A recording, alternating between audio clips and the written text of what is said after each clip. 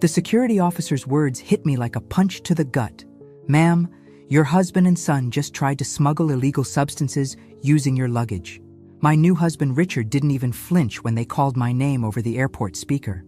But my son Jake's eyes met his for just a split second, and that look told me everything I needed to know.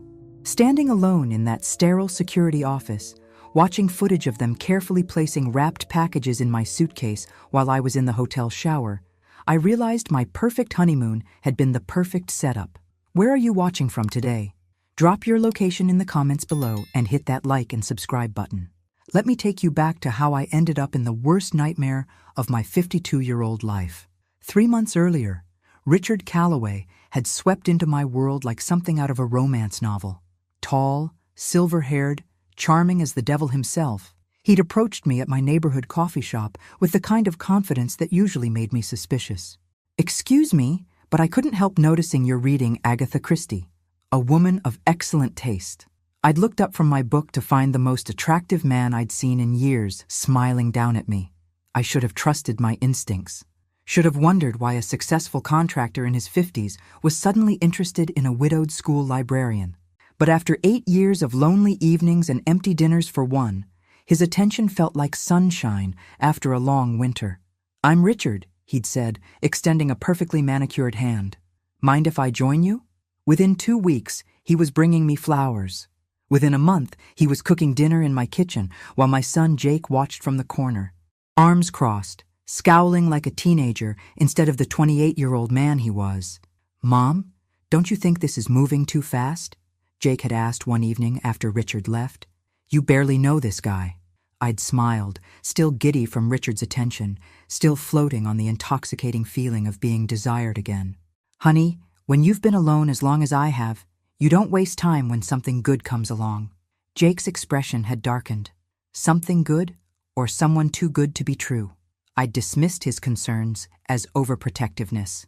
Jake had been living with me since his divorce 2 years ago, helping with the mortgage, being the good son I'd raised him to be, or so I thought.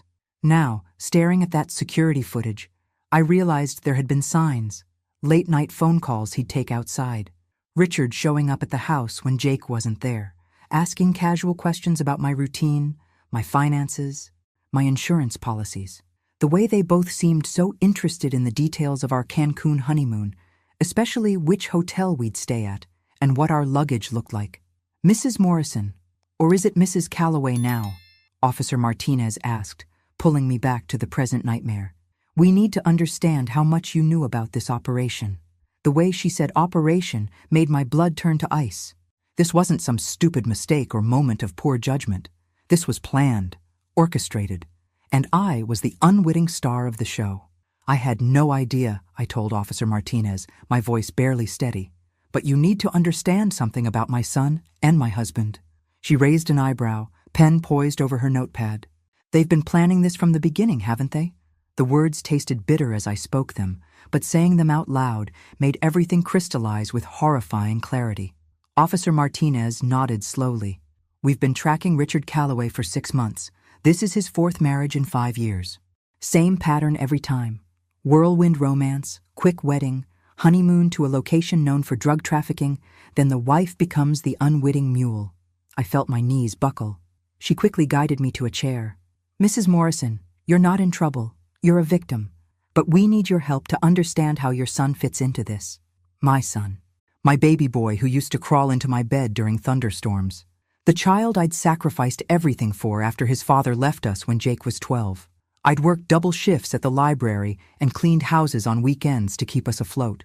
I'd given up dating, given up my own dreams, given up everything to make sure Jake had stability, love, a future. "How long?" I whispered. "How long has Jake been working with Richard?" Based on our surveillance, we believe they've known each other for at least 6 months before Richard approached you.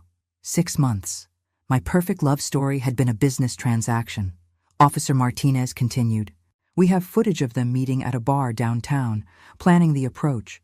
Your son provided detailed information about your routines, your vulnerabilities, your finances. I thought about all those evenings Jake had seemed so supportive of my relationship with Richard. 'Mom, you deserve happiness,' he'd say. 'Richard's good for you. You're glowing.' I'd been so grateful for his approval, so relieved that my two favorite men were getting along. The memory made me nauseous now. They played me perfectly, I said, more to myself than to Officer Martinez. Your son was promised 30% of whatever they could extract from you. Your life insurance, your house equity, your retirement savings. Richard specializes in widows and divorcees with assets but limited family connections. She paused, studying my face. Mrs. Morrison, did you recently update your will or insurance beneficiaries? My heart stopped. 2 weeks after we got engaged, Richard had suggested we both update our wills to protect each other. He'd even recommended a lawyer, his friend. He said, I'd changed everything. My house, my life insurance, my retirement accounts. Everything now went to Richard, with Jake as secondary beneficiary. Oh God, I breathed. If this smuggling thing had worked, if I'd been arrested, you'd be in federal prison for 20 to life. Your assets would be tied up in legal proceedings for years, eventually reverting to your beneficiaries once you were declared legally unable to manage them. Officer Martinez's voice was gentle but firm. Mrs. Morrison, they weren't just using you to smuggle drugs. They were setting you up to lose everything, including your freedom. I sat in that sterile chair, fluorescent lights humming overhead, and felt my entire identity crumble. I wasn't a beloved new wife or a treasured mother. I was a mark, a target, a middle-aged woman whose loneliness and trust had made her the perfect victim. But as the shock began to wear off, something else started building in my chest. Something that felt suspiciously like rage. I need to see them, I told Officer Martinez. She looked surprised. Mrs. Morrison, I don't think that's advisable. They're being processed, and emotions are running high. But I wasn't asking anymore. I need to see their faces when they realize their plan failed. The steel in my own voice surprised me. 20 minutes later, I stood behind a two-way mirror, watching Richard pace frantically in an interrogation room while Jake sat slumped in a chair, head in his hands. Richard was still handsome, still charming, but now I could see what I'd missed before, the calculating coldness behind his practiced smile, the way his eyes constantly assessed and measured. Where's Linda? I heard him demand through the intercom. That was my real name, though everyone called me Lindy. Hearing him say it with such casual ownership made my skin crawl. She doesn't know anything. She's completely innocent. This is all a misunderstanding. Even now, even caught red-handed, he was spinning the narrative, trying to paint himself as my protector. Jake finally looked up, his face streaked with tears. She's going to hate me forever, he said to Richard. I told you this was too risky. I told you she wasn't as naive as your other wives. Other wives. The phrase hit me like ice water. How many women had they done this to? How many middle-aged hearts had Richard broken while emptying bank accounts and destroying lives? Your son seems to have some regrets, Officer Martinez observed quietly. I watched Jake wipe his nose with his sleeve, looking every bit the scared little boy I'd comforted through scraped knees and bad dreams. But not enough to stop him from betraying me, I replied. Officer Martinez, what happens next? She turned to face me fully.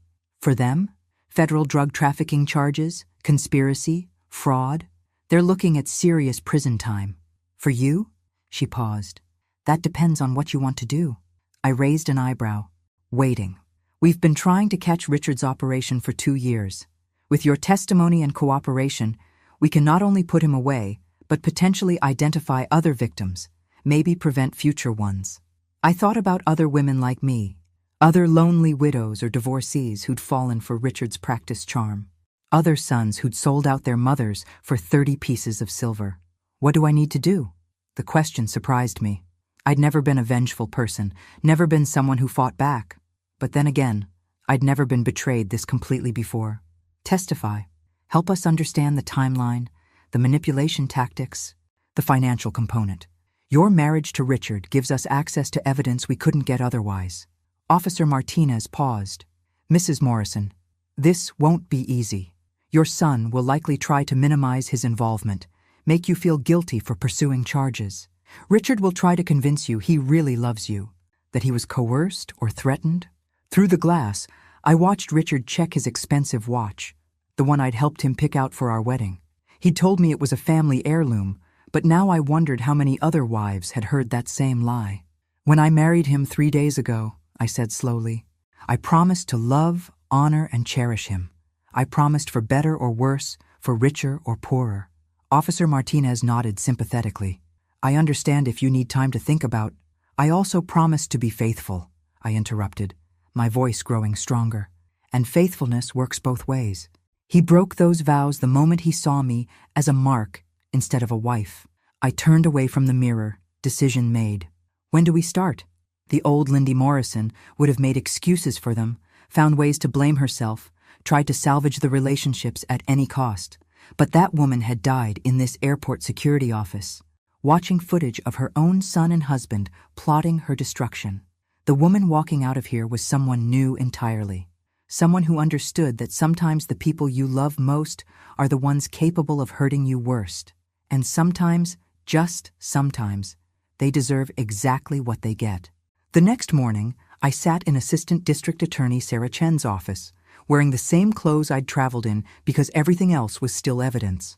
Sarah was younger than I'd expected, maybe 40, with the kind of sharp intelligence that reminded me of my best students. Mrs. Morrison, I've reviewed your case, and I want to be completely honest with you about what you're facing. She spread photographs across her desk, pictures of Richard with 3 other women, all around my age, all looking blissfully happy on what appeared to be honeymoons. Margaret Stevens, 58, married Richard in Atlantic City. Honeymoon in Jamaica. She's currently serving 15 years for drug trafficking. My stomach clenched. Patricia Williams, 55, married him in Vegas, honeymoon in Colombia. She died in federal prison last year from a heart attack. I stared at Patricia's photograph. She had kind eyes and graying brown hair, looked like someone who'd bake cookies for her grandchildren. She was diabetic, Sarah continued quietly.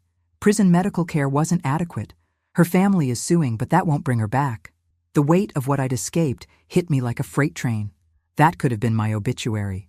That could have been Jake reading about his mother's death in a federal prison. The third woman, Carol Thompson, 62, was luckier. She became suspicious during the honeymoon and refused to pack anything she hadn't personally inspected. When customs found drugs in Richard's luggage instead of hers, she testified against him. But by then, he'd already emptied her retirement accounts and taken out loans against her house. She lost everything, ended up homeless for 6 months before her sister took her in. Sarah leaned back in her chair. Your case is different because of your son's involvement.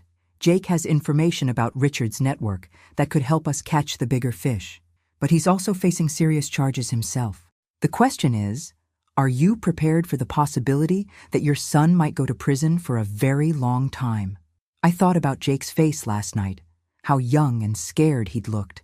Then I thought about Patricia Williams dying alone in a prison cell because her diabetic medication wasn't properly managed. Sarah, can I ask you something? She nodded. Do you have children? Her expression softened slightly. A daughter. She's 7. If she were 28 and had betrayed you the way Jake betrayed me, what would you do? Sarah was quiet for a long moment, considering the question seriously. I'd want to know why. I'd want to understand how it got to that point. And then I'd have to decide whether justice was more important than family. She paused. But Mrs. Morrison, that's a choice only you can make. I stood up and walked to the window overlooking the city courthouse. Somewhere in this building, Jake was probably meeting with a public defender, being advised to minimize his role, to blame Richard for everything. Part of me hoped he would. Part of me still wanted to protect the little boy who used to bring me dandelions and tell me I was the best mom in the world. But another part of me, a part that had been growing stronger since yesterday, remembered that little boy had grown into a man who'd helped orchestrate my destruction for money. Sarah, I need to know something. When Richard approached me in that coffee shop, acting like it was chance, acting like he was smitten, I turned back to face her. Jake set that up, didn't he? Sarah consulted her files. According to our surveillance, Jake had been feeding Richard information about your routines for weeks. What time you went to the coffee shop, what you ordered, what books you read. Richard practiced that approach multiple times. The casual cruelty of it took my breath away. My own son had studied me like a lab rat, cataloging my habits and weaknesses for a predator. I want to see him, I said suddenly. I want to hear him explain it to my face. Sarah looked concerned. Mrs. Morrison, his lawyer will advise him not to speak with you. And honestly, it might not be the closure you're hoping for. She was probably right, but I needed to look into my son's eyes one more time. I needed to understand if there was anything left of the boy I'd raised, or if that person had been completely consumed by greed and selfishness. Set up the meeting, I said firmly. If he won't talk to me, fine, but I'm going to give him the chance to tell me the truth. After 28 years of being his mother, I think I've earned that much. The jailhouse visiting room smelled like industrial disinfectant and despair. I sat across from Jake, separated by thick plexiglass, speaking through a crackling phone that made his voice sound hollow and distant. He wouldn't meet my eyes. Mom, I'm so sorry. I never wanted it to go this far. How far did you want it to go, Jake? My voice was calmer than I felt. Did you think I'd just disappear quietly when you and Richard were done with me? He finally looked up, and I saw something I'd never seen in my son's face before. Genuine fear. Not fear of consequences, but fear of who he'd become. It started as just information, he said, words tumbling out rapidly. Richard approached me at Murphy's bar, said he was interested in you romantically, wanted to know what you liked, how to make you happy. It seemed sweet. I held up my hand to stop him. When did it stop being sweet, Jake? His shoulders sagged. When he offered me money. Real money. $15,000 just for details about your finances, your routine, your vulnerabilities. $15,000. That's what my son's loyalty had cost. And when he offered more money to help with the smuggling operation? Jake's face crumpled. $50,000, Mom. He promised me $50,000 if I helped set it up properly. Do you know what that kind of money would mean for me? I thought about the college tuition I'd sacrificed my retirement savings for. The car payments I'd helped him with when he was unemployed. The down payment on his first apartment that had come from my emergency fund. I know exactly what $50,000 means, Jake. I've given you more than that over the years, and I never asked you to betray me for it. You don't understand, he said, frustration bleeding into his voice. You have the house, your pension, your savings. You're set for life. I'm 28, divorced, living in your basement, working construction jobs that barely pay minimum wage. I needed something, Mom. I needed a chance. So you decided to destroy mine? The words came out sharper than I intended, but I didn't regret them. Jake, do you know what would have happened if their plan had worked? Do you know about Richard's other wives? His face went pale. What other wives? I told him about Margaret, Patricia, and Carol. Watched him realize that his get-rich-quick scheme would have resulted in his mother's death or imprisonment.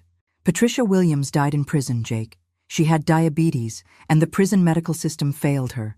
Is that what you wanted for me? $50,000 in exchange for your mother's life? He was crying now, ugly sobs that shook his whole body. I didn't know. I swear I didn't know about the other women. Richard told me you'd just get probation, maybe community service. He said wealthy women never do real time for first offenses. The casual manipulation in Richard's strategy didn't surprise me, but it added another layer of revulsion to the whole situation. Jake, I need you to understand something, I said, my voice steady despite the tears running down my own cheeks. I love you. I will always love you because you're my son. But love doesn't mean trust, and it doesn't mean consequences don't matter. He looked up sharply.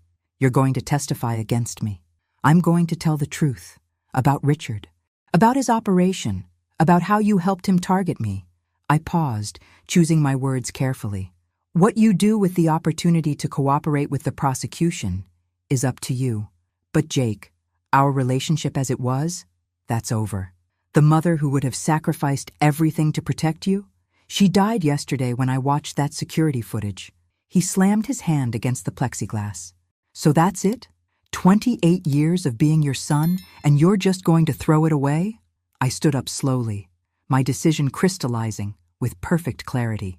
You threw it away the moment you decided I was worth more to you as a victim than as a mother. I hung up the phone and walked away, leaving Jake shouting my name through the glass.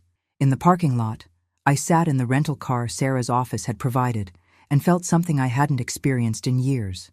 Not grief or anger or betrayal, though all those emotions were still there. What I felt was freedom. Freedom from the burden of protecting people who were willing to destroy me. Freedom from the obligation to forgive the unforgivable just because we shared DNA. My phone buzzed with a text from Richard, somehow smuggled out through another inmate. Lindy, Please come see me. I can explain everything. What we have is real. I deleted the message without reading it twice. Then I started the car and drove toward my new life, leaving the wreckage of my old one exactly where it belonged, behind me. Tomorrow, I would start building something new. Tonight, I was simply going to appreciate being alive, free, and finally awake to what I was actually worth. And for the first time in years, I was looking forward to finding out who I could become when I stopped trying to save people who were determined to drown me. 3 weeks into the investigation, Sarah Chen called me with news that made my blood run cold. We found Richard's real operation base. Mrs. Morrison, this is bigger than we thought. I sat in my temporary apartment, a furnished studio the Victim Services Program had helped me secure, staring at crime scene photos she'd brought over. The warehouse in Newark contained detailed files on over 50 women, not just wives, but targets, ages, financial situations, psychological profiles, even notes about their deceased husbands and emotional vulnerabilities. My file was 3 inches thick. "Look at this," Sarah said, pointing to a note in Richard's handwriting. "Lindy Morrison, desperate for validation after 8 years alone, responds to intellectual flattery and traditional romance gestures. Son Jake is financially struggling and emotionally dependent. Perfect leverage. Perfect leverage. That's what my relationship with my son had been reduced to, a weakness to exploit. But seeing it written out so clinically actually helped. It wasn't my fault for loving my child. It was their calculation to weaponize that love against me. "Sarah, what's this column marked Timeline to Extraction?" I asked, pointing to a chart with my name at the top. "Richard's operational plan for your relationship. See here? Month 1 through 6, establish trust and emotional dependency. Month 7 through 12, legal entanglements and financial access. Month 13, Sarah paused. Month 13 was when you were supposed to die in federal prison or from a medical emergency while incarcerated. I studied the timeline with the detached fascination of someone reading their own obituary. He really thought of everything, didn't he? But as I read further, something didn't add up. "Sarah, this says the smuggling operation was Plan B. What was Plan A?" Sarah's expression darkened. "Life insurance fraud. He was going to arrange an accident during your honeymoon. Make it look like you drowned while snorkeling or had a fatal allergic reaction to something. Much cleaner than the drug conviction route. But the timing got compressed when he found out about your upcoming medical checkup." My medical checkup? I was confused for a moment, then remembered. Oh, my annual physical. Dr. Richards wanted to update my prescriptions and run some routine tests. Sarah nodded grimly. Richard couldn't risk a doctor discovering any health issues that might complicate an insurance payout. So he switched to Plan B, frame you for drug trafficking and let the justice system do his dirty work. I walked to the window, processing this information. Below, normal people were living normal lives, completely unaware that predators like Richard Calloway moved among them, cataloging weaknesses and planning destructions. How many women did he actually kill, Sarah? We're still investigating, but based on what we've found so far, at least 7 confirmed deaths, possibly more. Heart attacks in prison, suicides in custody, 1 car accident right before trial that we now believe was staged. 7 women, 7 mothers, daughters, wives who'd trusted the wrong charming man and paid for it with their lives. My phone rang, a number I didn't recognize. Sarah nodded for me to answer and gestured to the recording equipment she'd brought. "Hello?" The voice was female, older, shaky with nerves. "Is this Linda Morrison? The woman who was married to Richard Calloway?" "Yes. Who is this?" I heard a deep breath, then words that made me sink into my chair. "My name is Helen Rogers. Richard was married to my sister Margaret, the one serving time for drug trafficking. Margaret Stevens, the woman from the photos. Helen, I'm so sorry about your sister. Mrs. Morrison, Margaret is innocent. We all knew it, but nobody would listen to us. But when I saw your story on the news, when I heard about his pattern," her voice broke. "I need to know if you'll help me, if there's a way to save my sister before it's too late." I looked at Sarah, who was already pulling up files on her laptop. This wasn't just about justice for me anymore. This was about women who were still suffering for Richard's crimes, still paying for his manipulations. "Helen, tell me everything. And yes, I'll help however I can. By the time Helen finished talking, I understood that my choice to testify wasn't just about punishing Richard and Jake. It was about saving lives. Margaret Stevens had already attempted suicide twice in prison. Carol Thompson was living in a homeless shelter because Richard had destroyed her credit and cleaned out her accounts. And somewhere out there, Richard's network was probably already targeting their next victim. "Sarah," I said after Helen hung up, "I want to do more than just testify. I want to help you catch all of them." 10 months later, I stood in a federal courtroom wearing my best Navy suit, the one I'd bought for job interviews after my divorce, but never needed as a librarian. Today, I was testifying against the man I'd promised to love, honor, and cherish until death do us part. The irony wasn't lost on me that death had almost done us part, just not in the way either of us had anticipated. Richard looked different in his orange jumpsuit, smaller somehow, less magnetic. Without his expensive suits and practiced charm, he was just another middle-aged criminal trying to convince a jury that everyone else was lying. His lawyer, a sharp-faced woman named Patricia Graves, had tried every angle to discredit me during cross-examination.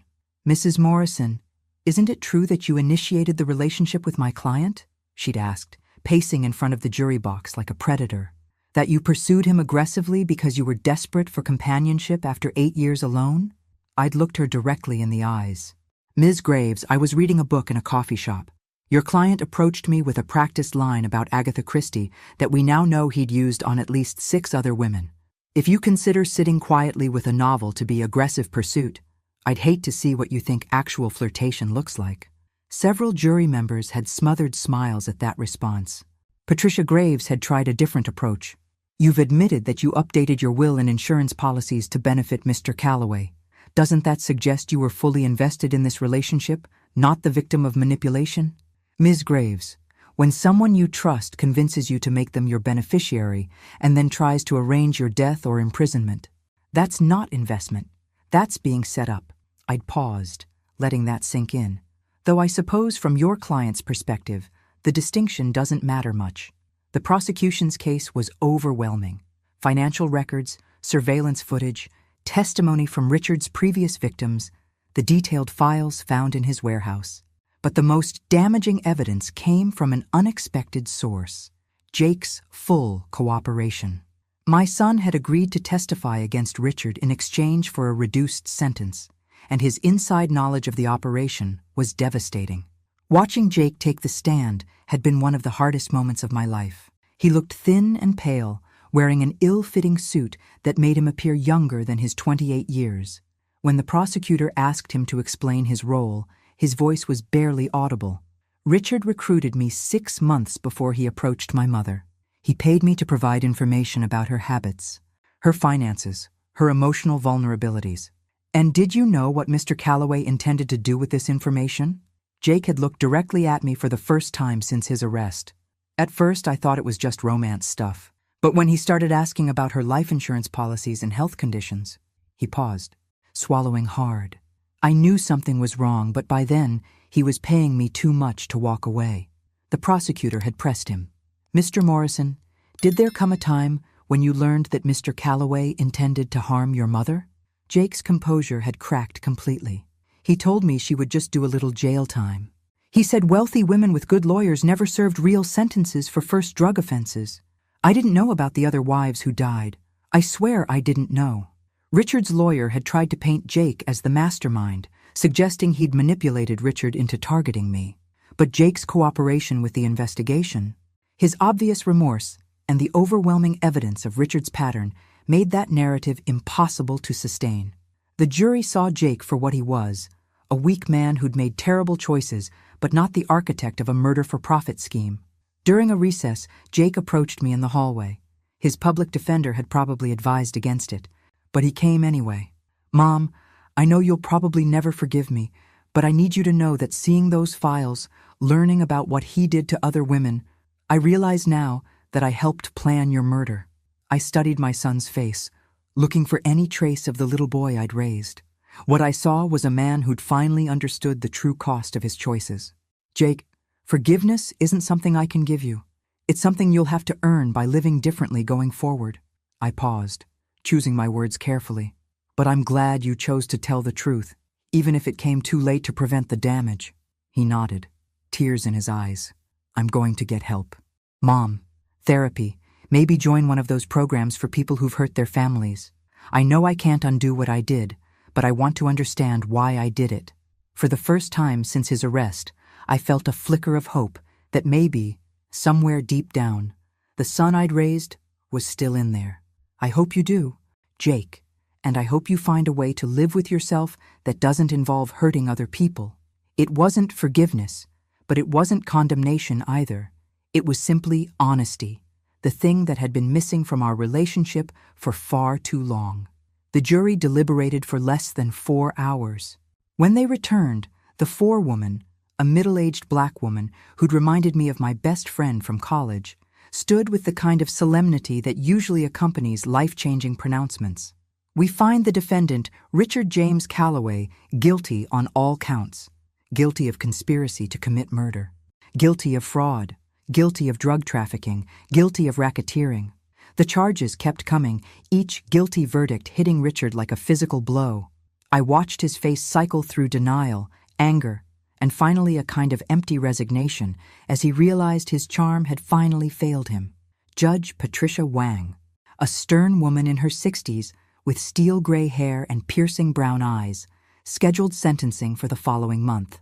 But she had some words for Richard before the bailiff led him away. Mr. Calloway, in 30 years on this bench, I've seen many criminals who've caused immeasurable harm through violence, through greed, through callousness.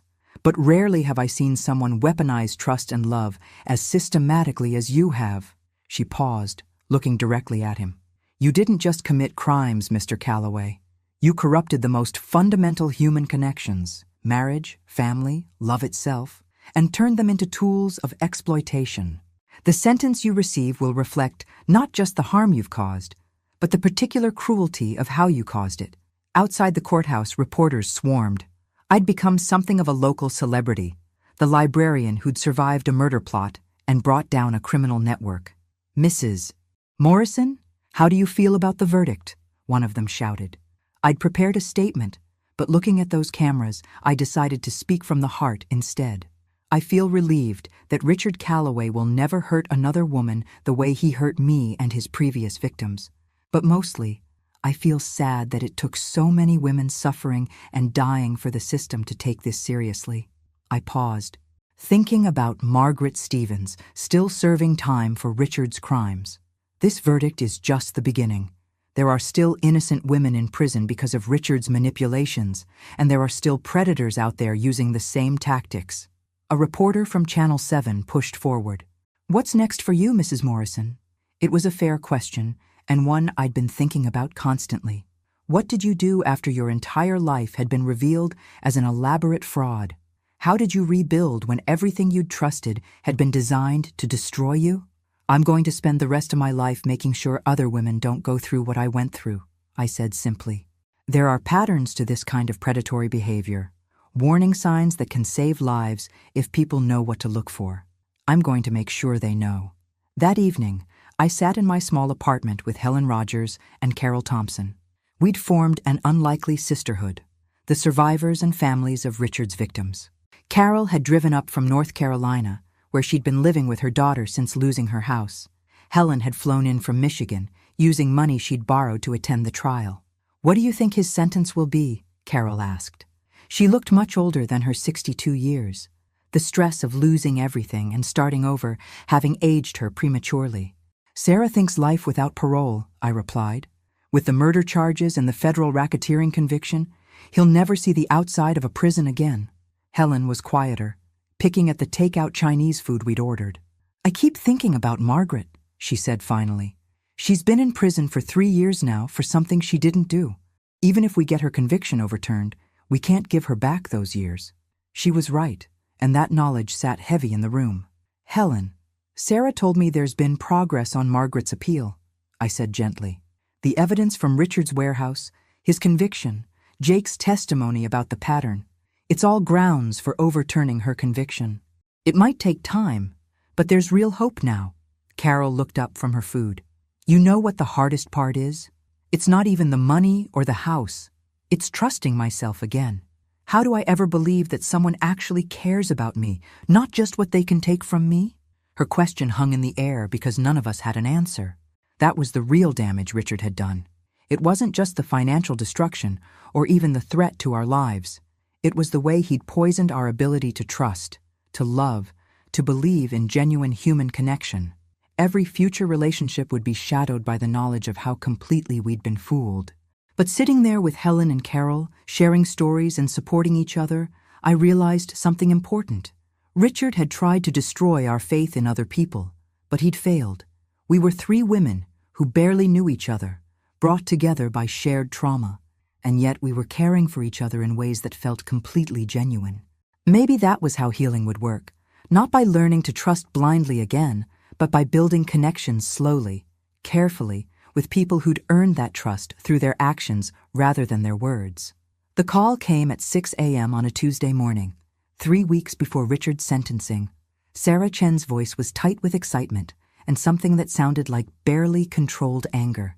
"Mrs. Morrison, we found them. We found Richard's partners." I sat up in bed, instantly alert. Partners? During the trial, we'd learned that Richard's operation was sophisticated enough to require financial backing and logistical support. But the investigation had focused primarily on Richard himself and his direct victims. His handlers, the people funding the operation and laundering the money. Mrs. Morrison, Richard wasn't the mastermind. He was middle management. Sarah's words hit me like ice water. "Can you come to my office immediately? There's something you need to see, and we need to move fast." An hour later, I sat in Sarah's office staring at surveillance photos of people I'd never seen before, except for one face that made my blood freeze. "That's Dr. Martindale," I whispered, recognizing my insurance agent. The man who'd helped Richard and me update our policies, who'd been so helpful and understanding about our romantic desire to protect each other financially. Dr. Anthony Martindale, licensed insurance agent and certified financial planner. He's been working with Richard for over 5 years, identifying targets and facilitating the financial components of these operations. Sarah spread out more photos. Here he is with Patricia Williams' insurance claim. Here with Margaret Stevens' policy. And here, she paused, sliding another photo toward me. Here he is meeting with your son Jake 2 months before Richard approached you. The betrayal hit deeper than I'd expected. Jake hadn't just agreed to help Richard. He'd been recruited by a professional network that had studied me, assessed my value, and determined I was worth murdering for my assets. How many people were involved in targeting me? At least 8 that we can identify so far. Financial planners, lawyers, private investigators who researched your background, even a retired police officer who provided advice on how to make murders look accidental. Sarah pulled up an organizational chart on her computer. "Mrs. Morrison, you weren't the victim of a crime of opportunity. You were the subject of a coordinated business operation." I studied the chart, seeing my name at the center of a web that included people I'd never heard of and a few I had. "Sarah, is that Judge Morrison?" I pointed to a name in the corner, feeling sick. "Please tell me that's not related to—" She nodded grimly. "Judge Harold Morrison, the probate judge who would have handled your estate after your death. He was paid by the network to expedite certain proceedings." The scope of the corruption was breathtaking. They'd infiltrated the legal system, the financial services industry, even law enforcement. "How did you find all this?" I asked, overwhelmed by the complexity of what we were facing. "Anonymous tip," Sarah said with a slight smile. "Someone sent us a storage unit key and an address. When we searched it, we found records going back 8 years. Financial statements, operational plans, victim profiles, even video recordings of planning meetings." She paused. "Mrs. Morrison, I think someone on the inside got scared after Richard's conviction and decided to expose the whole operation." My phone buzzed with a text from an unknown number. The storage unit was just the beginning. "Check your email." I looked at Sarah, who nodded for me to check. In my inbox was a message from an encrypted account with a single attachment, a video file labeled Morrison Planning Meeting.mp4. I clicked play, and Richard's voice filled the room, clear as day. "Linda Morrison is perfect. Isolated, financially stable, emotionally vulnerable after her husband's death. Her son is desperate enough to help, and she trusts authority figures implicitly. The video showed Richard sitting around a conference table with 6 other people, including Dr. Martindale and Jake. But it was the next part that made me gasp. The timeline is accelerated because we have competition, Richard continued. There's another group targeting her, but they're planning a romance scam that could take years. Our approach is more direct and profitable. Another group. There had been multiple criminal organizations competing to destroy me. Jake's voice came through clearly. She's already updating her will based on what Richard suggests. The life insurance changes go into effect next month. My son wasn't just helping Richard. He was providing operational updates to a room full of conspirators who were planning my murder. Mrs. Morrison, are you okay? Sarah asked gently. I realized I'd been holding my breath. Sarah, who sent this video? Who's helping us? She shook her head. We don't know yet, but whoever it is, they have access to the highest levels of this organization, and they're giving us everything we need to shut it down completely. As if summoned by our conversation, my phone rang again. The same unknown number. I answered on speaker. Mrs. Morrison, this is someone who was part of Richard's operation. The voice was electronically disguised, impossible to identify. I helped target you, and I'm sorry, but I'm done being part of something that kills innocent people. Why are you helping us? I asked, my voice steadier than I felt. Because my daughter is getting married next month, and yesterday I realized that in 10 years she could be someone like you. Someone could target her the same way we targeted you. I can't live with that knowledge. The caller continued. There are more storage units, more evidence, and Mrs. Morrison, there are 3 other women currently being targeted by the same network. If we move fast enough, we might be able to save them before it's too late. I looked at Sarah, decision crystallizing with perfect clarity. This wasn't just about justice anymore. It was about prevention. Tell us where to look, I said into the phone, and tell us how we stop them before they kill anyone else. 6 months later, I stood in a ballroom at the Marriott downtown, looking out at 200 faces that represented the most unlikely audience of my life. Crime victims, federal agents, prosecutors, social workers, and journalists had gathered for the first annual conference on predatory relationship fraud. I'd helped organize it, but I never expected this many people to care about an issue that most of society preferred to ignore. Ladies and gentlemen, I began, my voice carrying clearly through the microphone. 18 months ago, I was a 52-year-old librarian who thought the most dangerous thing in my life was an overdue book fine. Today, I'm speaking to you as someone who survived a coordinated murder plot orchestrated by people I trusted most in the world. The room was dead silent. I'd learned that starting with the harsh truth got people's attention faster than any gentle introduction. I'm here because the network that targeted me was just one of dozens operating across the country. Because in the time it took to bring Richard Calloway to justice, his colleagues successfully murdered 4 more women and are currently targeting at least 12 others.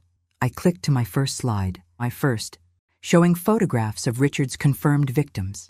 These women died because they believed in love, because they trusted family members, because they thought financial advisors and insurance agents and lawyers were there to help them, not hunt them. My voice caught slightly on Margaret Stevens' photo. She'd been released from prison 2 months ago, but 3 years of incarceration had broken her health permanently. But today isn't about the victims who didn't make it. Today is about the ones we can still save. I clicked to the next slide, showing the organizational chart Sarah and I had developed with help from our anonymous informant, who we'd learned was Dr. Martindale's former assistant. Predatory relationship fraud follows predictable patterns. The perpetrators target specific demographics, use repeatable manipulation techniques, and leave traceable financial footprints. Over the next hour, I walked the audience through everything we'd learned. How to recognize the warning signs when a new romantic interest shows unusual interest in financial details. How isolation tactics work. How family members get recruited. How professional networks of lawyers, financial advisors, and even judges can be corrupted to facilitate these crimes. The hardest lesson for me, I said, nearing the end of my presentation, was accepting that my son's betrayal wasn't a moment of weakness or poor judgment. It was a calculated business decision facilitated by people who understood exactly how to weaponize family relationships. I paused, seeing some audience members nod in recognition. Jake is serving 3 years in federal prison and will be on supervised probation for 5 more. We speak occasionally, supervised conversations where he's working to understand the psychological manipulation he both experienced and participated in. I don't know if we'll ever have a real relationship again, but I hope he'll use his experience to help other families avoid what happened to us. The questions afterward were insightful and sometimes heartbreaking. A woman from Ohio, whose mother had died in suspicious circumstances that were ruled accidental, but followed Richard's pattern exactly. A federal agent who'd identified similar networks in Florida and Texas. A prosecutor asking for advice on how to help victims testify effectively when they'd been traumatized by people they'd loved. But the most important conversation happened during the break, when a young woman approached me with tears in her eyes. "Mrs. Morrison, I think my grandmother is being targeted. She's 78, widowed last year, and recently started dating a man she met at church. He's already asking about her will and life insurance."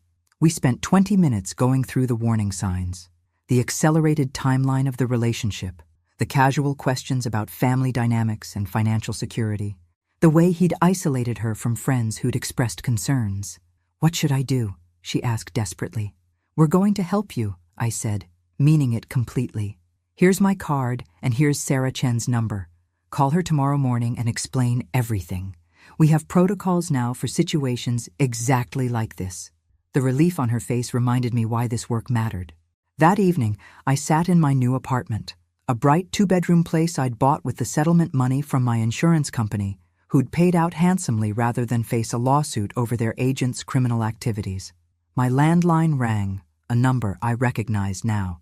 "Mrs. Morrison, it's Carol." Carol Thompson had become one of my closest friends, the kind of relationship forged by shared survival rather than shared interests. "I wanted to let you know, I got the job." Carol had been hired as a victim advocate by the North Carolina Attorney General's office, specializing in financial crimes against older adults. Helen Rogers had started a nonprofit in Michigan focused on supporting families of incarceration victims. Even Margaret Stevens, despite her health issues, was working with a legal aid organization to help other wrongfully convicted women. "That's wonderful, Carol. You'll be brilliant at it." And she would be. Nobody understood the psychological aftermath of predatory fraud like someone who'd lived through it. "How does it feel to be starting over at 63? She laughed, a sound that had taken months to return to her voice. Terrifying and liberating at the same time. I never thought I'd say this, but losing everything might have been the best thing that ever happened to me. I know who I am now in a way I never did before. I knew exactly what she meant. The woman who'd sat in that coffee shop 18 months ago, reading Agatha Christie and hoping for romance, had been naive in ways that could have killed her. The woman I'd become was harder, more suspicious, less trusting. But she was also stronger, more independent, and absolutely certain of her own worth. My phone buzzed with a text from Sarah. "Final verdict on the network prosecutions. All 8 defendants convicted. Judge Morrison got 20 years. Dr. Martindale got life without parole. Anonymous informant has been relocated with new identity. Justice served." I smiled, pouring myself a glass of the good wine I'd started buying, since learning that life was too short to save nice things for special occasions. Tomorrow I'd wake up in my own home, make my own decisions, and spend my day helping other women avoid the trap I'd barely escaped. Richard Calloway was serving 4 consecutive life sentences and would die in prison. Jake was learning to live with the consequences of his choices. And somewhere out there, the next woman these predators tried to target would have resources and information that hadn't existed when they came for me. I raised my glass in a silent toast to the women who hadn't made it, to the ones still fighting, and to the stubborn refusal to let evil win without a fight. Then I opened my laptop and started writing my next presentation, because there was still work to do, and I was just getting started.